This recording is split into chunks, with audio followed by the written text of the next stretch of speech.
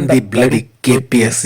ಅಲ್ಲ, ಕರ್ನಾಟಕದ ಜನರು ಕಟ್ತಕ್ಕಂತಹ ತೆರಿಗೆನಲ್ಲಿ ರನ್ ಆಗ್ತಾ ಇರ್ತಕ್ಕಂತ ಈ ಒಂದು ಅಯೋಗ್ಯ KPSC ಸಂಸ್ಥೆ ಕರ್ನಾಟಕದಲ್ಲೇ ಇದ್ಕೊಂಡು ಕನ್ನಡದ ಪ್ರಶ್ನೆಗಳನ್ನ ಇಷ್ಟೊಂದು ತಪ್ಪಾಗಿ ಮುದ್ರಣ ಮಾಡುತ್ತೆ ಅಂತ ಅಂದ್ರೆ ಎಷ್ಟು ಸೊಕ್ಕಿರಬೇಕು ಇದಕ್ಕೆ. ನೋಡಿ, ಎಂತ ನಾಡ ದ್ರೋಹಿ ಸಂಸ್ಥೆ ಇರಬೇಕು ಇದು. ನೋಡಿ, KPSC ಅನ್ನೋದು ಒಂದು ಕರ್ನಾಟಕದ ಸಂಸ್ಥೆ, ಅಂದ್ರೆ ಸ್ಥಳೀಯವಾದಂತಹ ಸಂಸ್ಥೆ, ಕರ್ನಾಟಕ ರಾಜ್ಯ ಸ್ಥಾಪನೆ ಮಾಡಿರ್ತಕ್ಕಂತಹ ಸಂಸ್ಥೆ.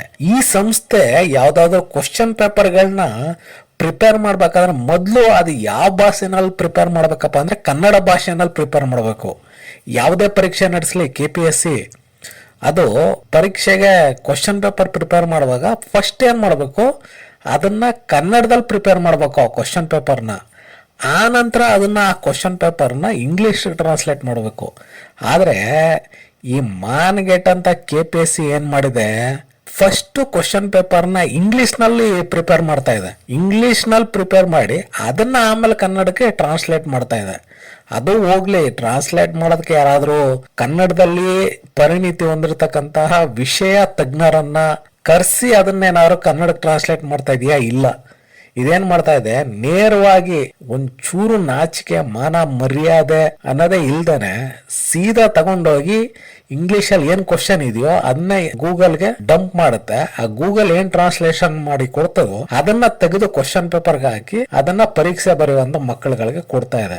ಇಂತಹ ಒಂದು ಹೀನಾಯವಾದಂತ ಸ್ಥಿತಿಗೆ ಒಂದು ಕರ್ನಾಟಕದ ಪ್ರೀಮಿಯರ್ ಸಂಸ್ಥೆ ತಲುಪಿದೆ ಅಂತ ಅಂದ್ರೆ ಅದು ನಿಜಕ್ಕೂ ನಾಚಿಕೆಗೇಡಿನ ಸಂಗತಿ ಅಂತಾನೆ ಹೇಳ್ಬೇಕು. ಕರ್ನಾಟಕದಲ್ಲಿ ಅಲ್ಲೆಲ್ಲೋ ಒಂದು ಪ್ರೈವೇಟ್ ಅಂಗಡಿ ಬೋರ್ಡ್ ಅಲ್ಲಿ ಕನ್ನಡ ಇಲ್ಲ ಅಂತ ಅಂದ್ಬಿಟ್ಟು ಸ್ಟ್ರೈಕ್ ಮಾಡುವಂತದ್ದು, ಇಂಥ ಘಟನೆಗಳೆಲ್ಲ ನಡೀತಾ ಇರುವಂತ ಈ ಒಂದು ಕಾಲಘಟ್ಟದಲ್ಲಿ ಕರ್ನಾಟಕ ಸರ್ಕಾರ ನೇಮಕ ಮಾಡಿರ್ತಕ್ಕಂತಹ, ಕರ್ನಾಟಕ ಸರ್ಕಾರ ಸ್ಥಾಪನೆ ಮಾಡಿರ್ತಕ್ಕಂತಹ ಒಂದು ಅಂಗಸಂಸ್ಥೆ ಅದು ನಡೆಸ್ತಕ್ಕಂತಹ ಪರೀಕ್ಷೆಗಳಲ್ಲಿ ಕನ್ನಡ ಭಾಷೆಗಳಲ್ಲಿ ಅತಿರೇಕದ ಲೋಪದೋಷಗಳು, ವ್ಯಾಕರಣ ಲೋಪದೋಷಗಳು ಕಂಡು ಬರುವಂತಹ ಸ್ಥಿತಿಗೆ ಬಂದಿದೆ ಅಂತ ಅಂದ್ರೆ ಅದಕ್ಕೆ ಏನ್ ಅನ್ಬೇಕು ಅನ್ನೋದು ನನಗಂತೂ ಗೊತ್ತಾಗ್ತಾ ಇಲ್ಲ. ಒಂದಂತೂ ಹೇಳ್ಬೋದು, ಇದಕ್ಕೆಲ್ಲ ಒಂದೇ ಒಂದು ಪರಿಹಾರ ಏನಪ್ಪಾ ಅಂತಂದ್ರೆ ಸುಮ್ಮನೆ simply just ban this bloody KPSC ಅಂತ ಹೇಳ್ಬೋದು.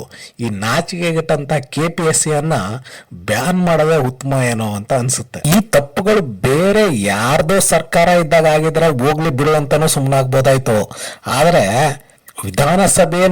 ವಿಧಾನಸಭೆಯ ಸದಸ್ಯರಿಗೆನೆ ಕನ್ನಡದ ವ್ಯಾಕರಣ ಪಾಠವನ್ನ ಮಾಡಿದ್ದಂತಹ ಕನ್ನಡದ ವ್ಯಾಕರಣ ಪಂಡಿತ ಶ್ರೀ ಸಿದ್ದರಾಮಯ್ಯನವರ ನೇತೃತ್ವದ ಸರ್ಕಾರ ಇರ್ತಕ್ಕಂತಹ ಈ ಒಂದು ಸಂದರ್ಭದಲ್ಲಿ ಕನ್ನಡಕ್ಕೆ ಇಂತಹ ಸ್ಥಿತಿ ಬಂದ್ರೆ ಅದು ನಿಜಕ್ಕೂ ಅಕ್ಷಮ್ಯ ಅಂತಾನೆ ಹೇಳ್ಬೋದು. ಅಲ್ಲ, ಈ KPSCನವರು ಕ್ವಶನ್ ಪೇಪರ್ ಸೆಟ್ ಮಾಡೋದಕ್ಕೆ ಏನೋ ಸಬ್ಜೆಕ್ಟ್ ಎಕ್ಸ್ಪರ್ಟ್ಗಳನ್ನ ಫಾರಿನ್ ಇಂದ ಕರೆಸಿದಾರ ಅಥವಾ ಡೆಲ್ಲಿಯಿಂದ ಕರೆಸಿದಾರ ಅಥವಾ ಮಹಾರಾಷ್ಟ್ರದಿಂದ ಕರೆಸಿದಾರ? ಯಾವ ಸ್ಟೇಟ್ ಇಂದ ಕರೆಸಿದಾರೆ?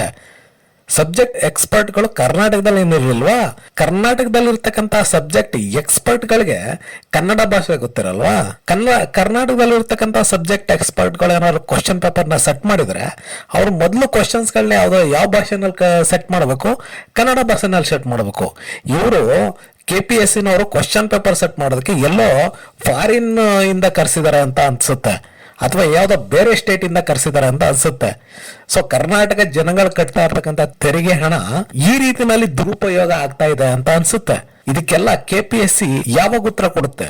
ಒಂದು ಕಡೆ ಕರ್ನಾಟಕದ ಯುವಜನ ಕೇಂದ್ರ ಸರ್ಕಾರ ನಡೆಸ್ತಾ ಇರತಕ್ಕಂತಹ ಪರೀಕ್ಷೆಗಳು ಕನ್ನಡ ಭಾಷೆನಲ್ಲಿ ಇರಬೇಕು ಅಂತ ಹೋರಾಟ ಮಾಡ್ತಾ ಇದ್ದಾರೆ. ಆದ್ರೆ ಕರ್ನಾಟಕ ಸರ್ಕಾರವೇ ಕರ್ನಾಟಕದಲ್ಲಿ ಇರ್ತಕ್ಕಂತಹ ಉದ್ಯೋಗಗಳಿಗೆ ನಡೆಸ್ತಕ್ಕಂತಹ ಪರೀಕ್ಷೆಗಳ ಕ್ವಶನ್ ಪೇಪರ್ ನಲ್ಲಿ ಇಷ್ಟೊಂದು ಲೋಪದೋಷಗಳು ಕಂಡು ಬರ್ತವೆ ಅಂತ ಅಂದ್ರೆ ಅದು ನಿಜಕ್ಕೂ ಅಕ್ಷಮ್ಯ ಅಪರಾಧ. ಈ ಅಪರಾಧಕ್ಕೆ ಯಾವ ರೀತಿಯಾದಂತಹ ಪರಿಹಾರವನ್ನ ರಾಜ್ಯ ಸರ್ಕಾರ ಕೊಡುತ್ತೆ ಅನ್ನುವಂಥದ್ದನ್ನ ಕಾದು ನೋಡಬೇಕಾಗಿದೆ. ರಾಜ್ಯ ಸರ್ಕಾರ ಅಂತೂ ಇನ್ನೂ ರಿಪ್ಲೈ ಕೊಟ್ಟಿಲ್ಲ. ಪರೀಕ್ಷೆ ಆಗಿ 2 ದಿನಗಳು ಕಳೆದಿದೆ, ಆದರೆ ಇನ್ನೂ ಕರ್ನಾಟಕ ಸರ್ಕಾರದಿಂದಾಗ್ಲಿ ಅಥವಾ KPSC ಸಂಸ್ಥೆಯಿಂದಾಗ್ಲಿ ಯಾವುದೇ ರೀತಿಯಾದಂತಹ ಒಂದು ಕ್ಲಾರಿಫಿಕೇಶನ್ ಅಂತಕ್ಕಂಥದ್ದು ಇನ್ನೂ ಹೊರಗಡೆ ಬಂದಿಲ್ಲ.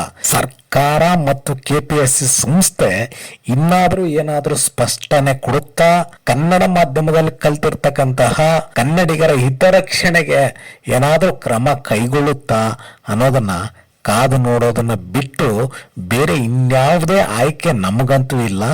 ನೋಡೋಣ ಕರ್ನಾಟಕ ಸರ್ಕಾರ ಮತ್ತು ಕೆಪಿಎಸ್ಸಿ ಸಂಸ್ಥೆ ಏನು ಸ್ಪಷ್ಟನೆಯನ್ನ ಕೊಡುತ್ತೆ, ಯಾವ ರೀತಿ ನ್ಯಾಯ ಒದಗಿಸ್ಕೊಡುತ್ತೆ ಅನ್ನೋದನ್ನ ಕಾದು ನೋಡೋಣ.